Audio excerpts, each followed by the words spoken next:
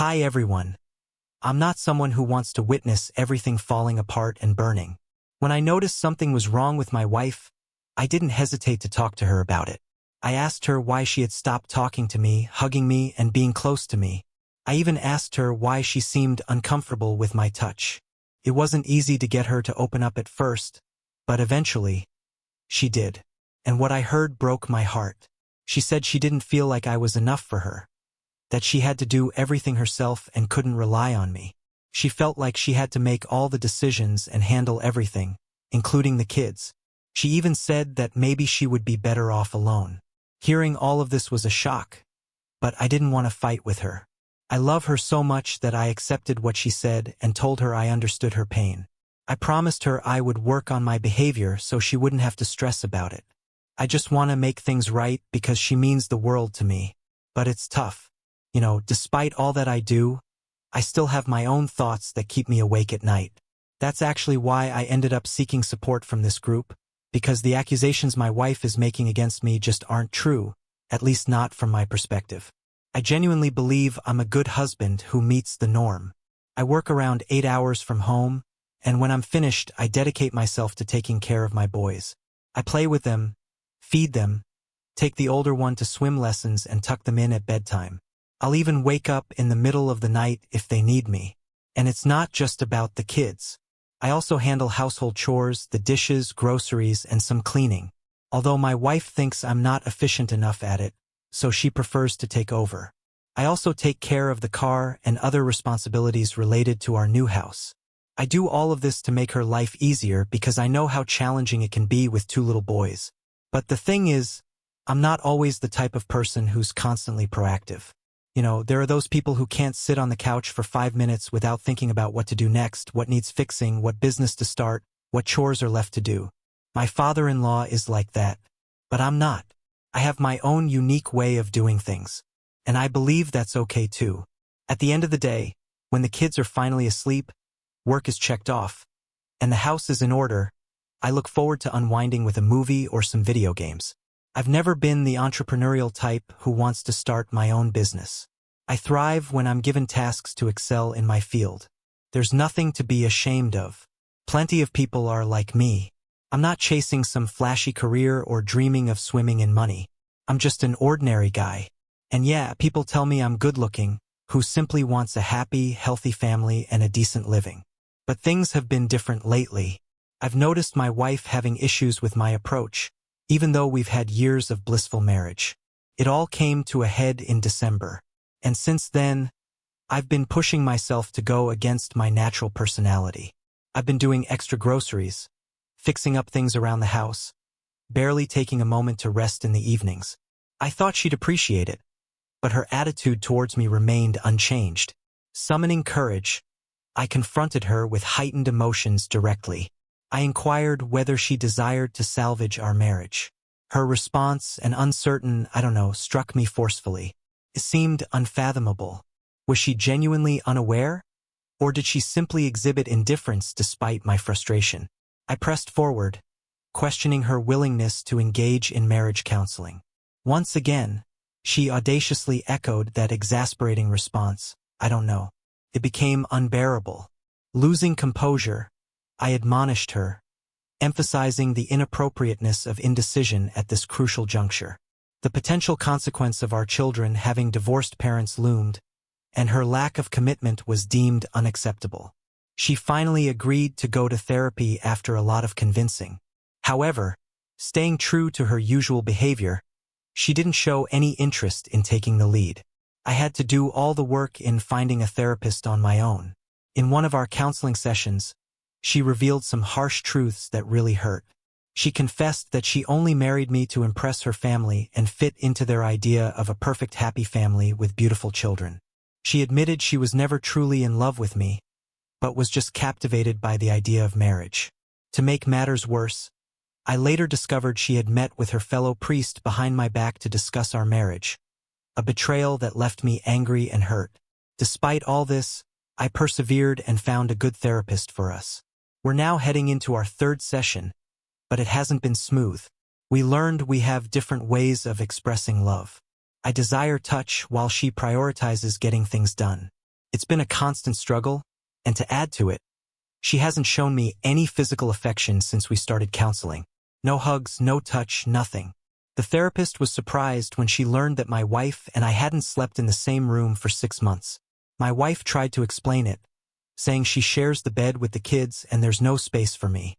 The therapist was straightforward, telling my wife it sets a terrible example for the kids, denying their own father access to the bedroom. She even suggested we should go to AITA and buy a single bed to put next to the big one. So I did that. I bought the bed, set it up, and now I sleep there. But I still feel just as alone as before. My wife is on the far left, the boys are in the middle, and I'm stuck on the far right, feeling like an outsider in my own marriage. Since the beginning of this issue, my wife has kept changing her story. Now she claims she's depressed from being stuck at home with the kids all the time. She's saying she made those hurtful remarks because she was too emotional. But I would never think of saying anything like that to her, no matter how upset I am. So my wife went back to work, and we hired a nanny to take care of the kids. The only change I noticed is that we started talking more, but I'm not just her buddy. I'm her husband too, and there's no closeness between us. And it doesn't seem like it's going to improve anytime soon. No signs of it. She doesn't care about our marriage counseling sessions. I'm the one who has to keep setting them up.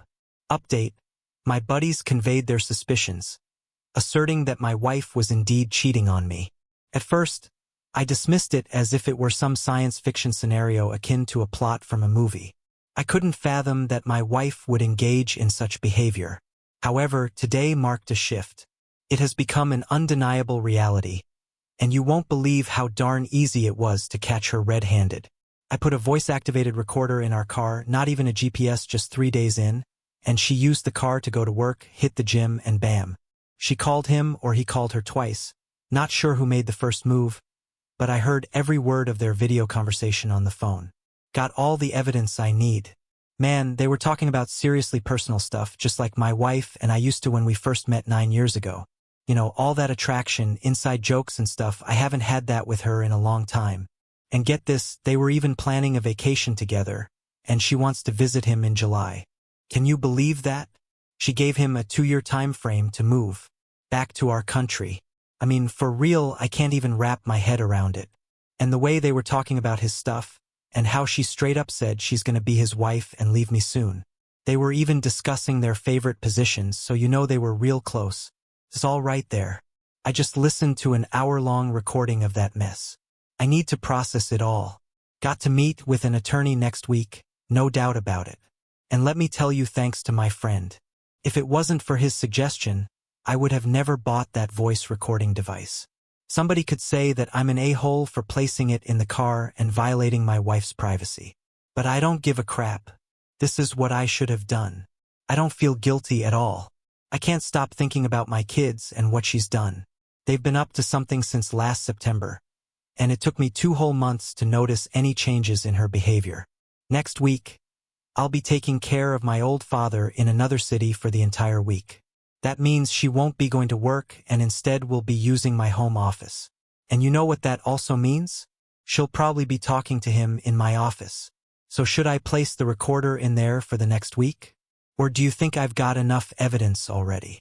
Out of the blue, my wife tried calling her ex-boyfriend, not once, not twice, but 4 times in a row at 10 p.m. I found out because we used to have this app that saved both our numbers so I could see all the incoming and outgoing calls. Why would my wife, who never mentioned her ex before, suddenly be calling him so persistently? It drove me insane. Couldn't let it go. I decided to check her iMessages on her laptop. Turns out, after calling him 4 times, she even sent him a message saying, "I'm not giving up until you actually answer and communicate with me in a respectful and civilized manner." Couldn't believe my eyes. I confronted her about it, and she straight up denied it. But I had the app and her outgoing calls right there in front of me. She couldn't worm her way out of it. She had no choice but to finally admit that she did try to reach her ex. I questioned her about the calls, and she said she was just returning his call. But when I asked if she had messaged him afterwards, she denied it. So I pulled up the message she had sent him, and that's when she came up with an explanation. She claimed he had called her while drunk, spouting nonsense, and she had told him off and hung up. But later, she felt guilty and tried calling him multiple times when he wouldn't pick up and then sent the message. Turns out he never replied. It was quite a convoluted story, but I couldn't shake off the feeling that something was off. I'm feeling uncertain about how to process this. It all occurred when she started distancing herself from me. Her perspective is that it's not strange or negative for her to have kept it from me. It doesn't hold much significance to her. The fact remains that any contact with an ex is a red flag for me. It's simply unacceptable. Is she being unfaithful? Our closeness has been lacking for the past 6 months, which is exactly when these calls took place. Update. I now have solid proof that our problems aren't what she's been telling everyone. The catch is, she doesn't know I'm aware of it. None of her family or friends know either. They all think we're just going through a temporary tough time. She comes from a Catholic family with 3 sisters, and she goes to church every Sunday. We live in a small town with a population of 177,000, and we recently built a house that's still not finished. I found out that she's planning to ask me to leave soon, so she can have some time alone. Within 2 years, her previous boyfriend will move to our small town to live with her in our house along with our 2 young boys. She hopes people will understand and won't complain, saying that she needs a father figure for her kids. Interestingly, the previous boyfriend is actually her first boyfriend, and they were together for 5 years before she married me. We've been together for 9 years. Even though he lives abroad, he visits our country frequently. I won't let myself be manipulated in that way. I've taken the step of hiring an attorney and will be meeting with them soon. I have recordings that could potentially damage her reputation. Update, I had a conversation with my lawyer, and he gave me some insightful advice. It turns out that going all out and trying to cause trouble for her during the divorce wouldn't be the smartest move since we have kids and need to co-parent for the next 15 to 16 years. I need to be mindful of that. I also have a lot of respect for her family and don't want to involve them in the divorce as witnesses. Plus, winning custody of the kids isn't an option as they're young and need to be with their mother in the small town, an hour away from me in the capital city. Moreover, I wouldn't be allowed to sell our house because the kids need a decent place to live, and we don't have another option. The place they're staying at right now is owned by her dad, so it's just a temporary arrangement.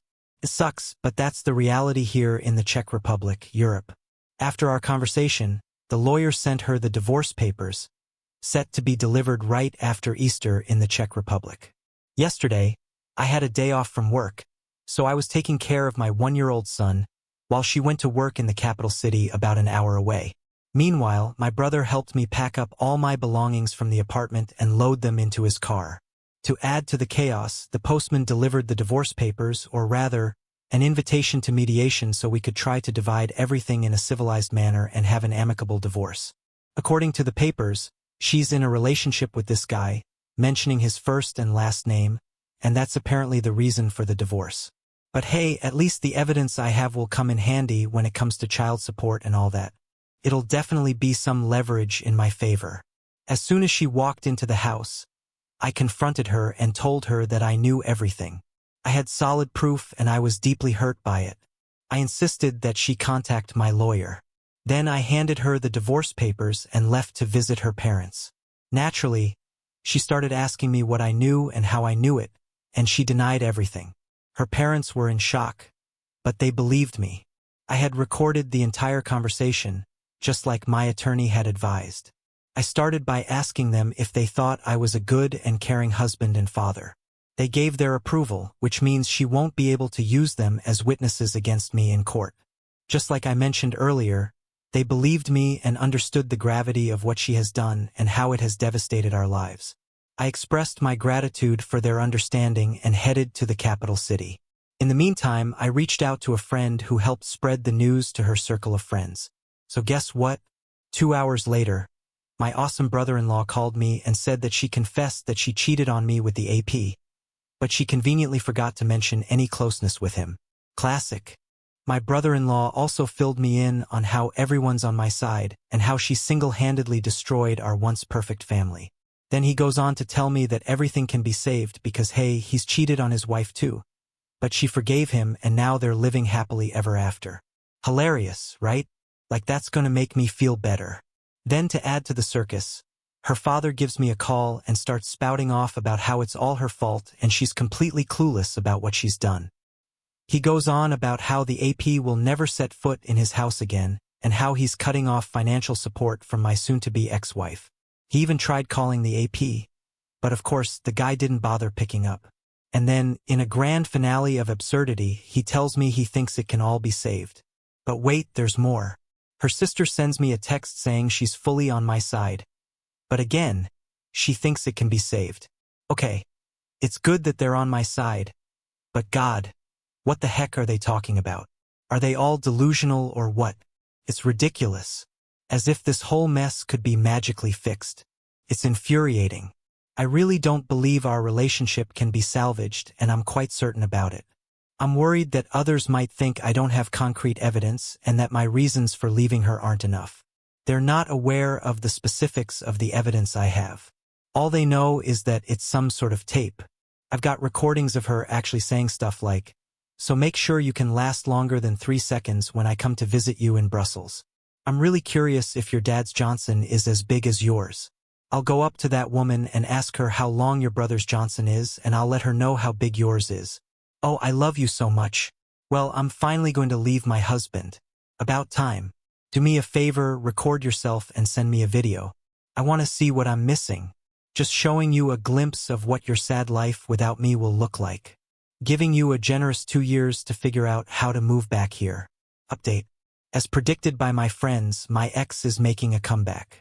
After receiving an earful from her family, she's been sending me texts filled with apologies, acknowledging that she had no clue about her actions, expressing how unbearable life would be without me, and sincerely apologizing for everything she's done. She even talks about eagerly awaiting my grand comeback with the kids. However, it all seems like empty words and meaningless chatter to me. My lawyer finally laid out the divorce terms I want, and now we're waiting for her response. But in the meantime, my mother-in-law bombarded my phone with texts, sending Christian links about forgiveness. She thinks my wife has been possessed by an evil spirit. Adding to the drama, her sister blamed me, saying I'm the one ruining the marriage for being selfish. Now my wife is all teary-eyed and apologetic, wishing she could turn back time. Suddenly, I'm the selfish villain destroying the marriage by divorcing her. Yeah, it's all on me now, like I'm the bad guy for wanting out. I sensed the shift coming where her family would turn against me, but it's still a shock. For a brief moment, I felt guilty today, like it's all my fault. They know how to sway me, but you know what? It's tough, but I'm not changing my mind. The divorce is happening, no matter what. In the Czech Republic, kids as young as ours usually stay with their mother after a divorce, so I won't have them with me all the time. Living an hour away in a small town with their kindergarten and nursery. A 50-50 split isn't feasible. I'll be an every other weekend dad with some additional access whenever I want. It's sad and painful, but it is what it is. I've been toying with this crazy idea of suggesting terms to get back together.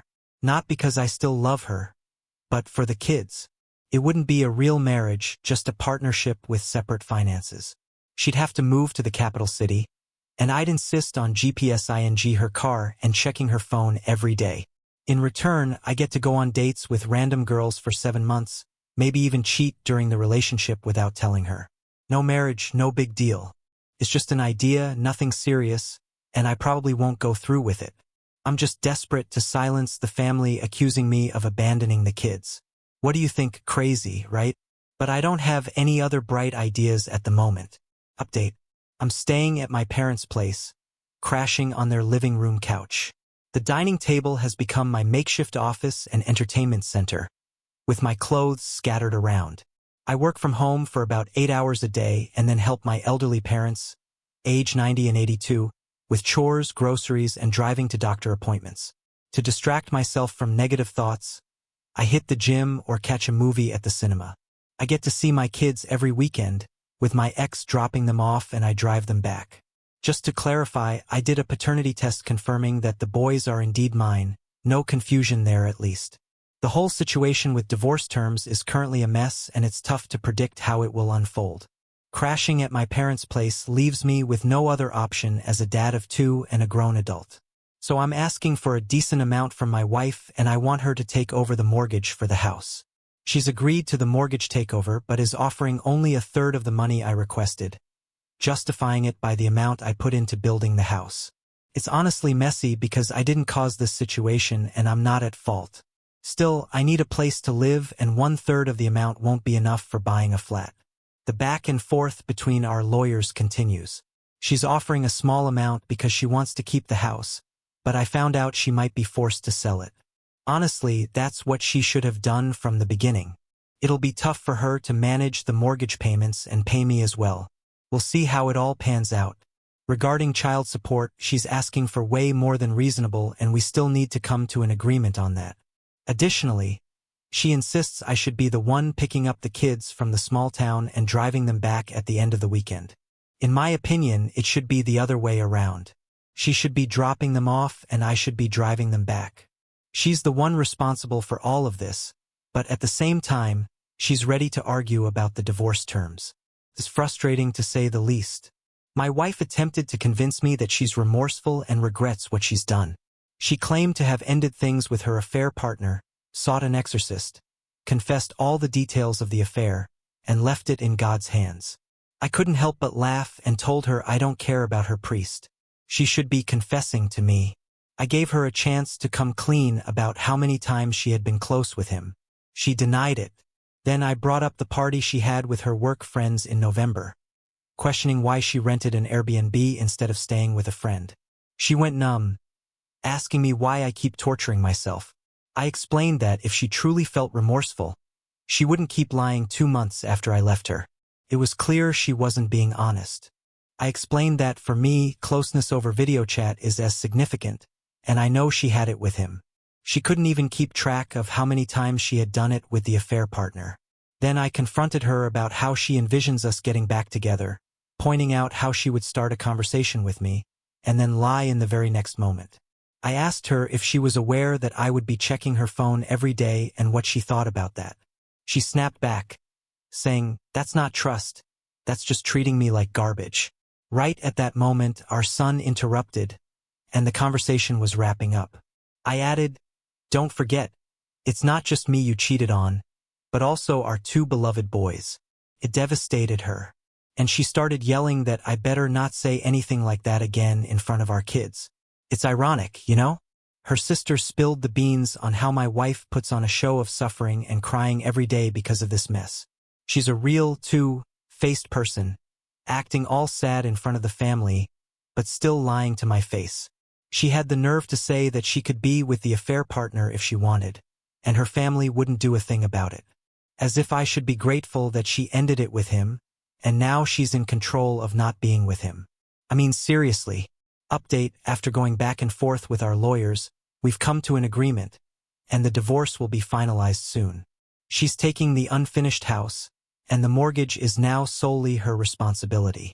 I want to clarify that the house is for the kids, and I don't want anyone accusing me of selling it out of revenge for her infidelity later on. Plus, I don't want to live in her small hometown, which is an hour away from the capital city where I am now. However, I am getting back the amount I invested in the house, and it's actually a decent sum. The child support amount is reasonable, and we've agreed that she'll drop the kids off at my place in the capital city every other weekend. I'll just have to drive them back afterward. But honestly, only seeing my kids on weekends isn't enough for me. It hurts a lot, and I can barely handle it at times. I can't bear the thought of my 1- and 3-year-old boys growing up without a father because of their mother's behavior. I wish I could have them with me, but unfortunately, the law in the Czech Republic doesn't allow it. I might need to start driving there in the middle of the week, or find another way to make I work and survive. As for her, she keeps reaching out, saying she still loves me and wishes she could undo the past. She claims to be suffering every day because of what she's done. She even softened to the point where she told me she doesn't mind if I check her phone, and it wouldn't make her feel bad anymore. She apologized to my parents and seemed genuinely remorseful. She's willing to do whatever it takes to make things right now. You won't believe what I found out about her affair partner. According to our mutual friends, the guy actually dumped her. Can you believe it? Apparently, he has a whole family with a kid in Brussels and didn't want to risk getting caught up in this messy situation. Turns out it was all just a game for him and he played my wife like a fiddle. I'm moving on with my life, and I won't let her toxic behavior drag me down. The divorce is happening, and there's no going back. Good riddance to the cheater. I've got better things to focus on and a brighter future ahead of me. Life goes on, and I'm not wasting any more time looking back at the mess she created. It's time for a fresh start, and I'm ready to embrace it with open arms.